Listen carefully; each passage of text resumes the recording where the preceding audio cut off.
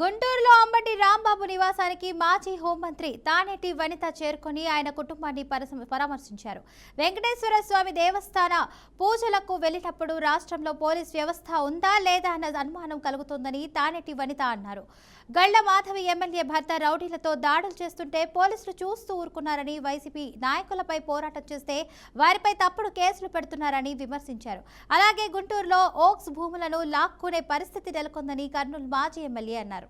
కానివ్వండి, ఈ తప్పుడు కేసులు పెట్టి మా నాయకులను ఇబ్బంది పెట్టిన విధానం కానివ్వండి, వీటన్నిటికీ కూడా వాళ్ళు కొద్ది రోజుల్లో తగిన మూల్యం చెల్లించుకునే సమయం కూడా దగ్గర పడుతుంది. ప్రజలందరూ కూడా ఆలోచిస్తున్నారు. వారు ఎప్పుడు సమాధానం చెప్పాలో అప్పుడు సమాధానం చెప్పడానికి వాళ్ళు సిద్ధంగా ఉన్నారు.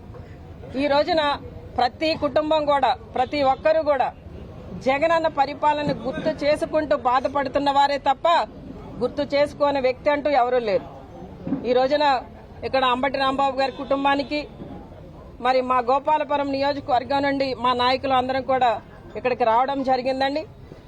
మేము ఆయన కుటుంబం మీద, ఆయన మీద జరిగిన దాడిని తీవ్రంగా ముక్తకంఠంతో ఖండిస్తూ ఈ రోజున ఆ కుటుంబానికి మేమంతా కూడా సపోర్ట్గా నిలబడడానికి రావడం జరిగిందండి. ఈ రోజునే కాదు, ఇక్కడే కాదు, మన నాయకులు ఎవరైతే ఎక్కడ ఈ రాష్ట్రంలో ఇబ్బంది పడినా ప్రతి ఒక్కరికి కూడా కుటుంబ సభ్యులుగా మేము అండగా ఉంటామని తెలియజేస్తున్నాను. దాడులు కానివ్వండి, ఈ తప్పుడు కేసులు పెట్టి మా నాయకులను ఇబ్బంది పెట్టిన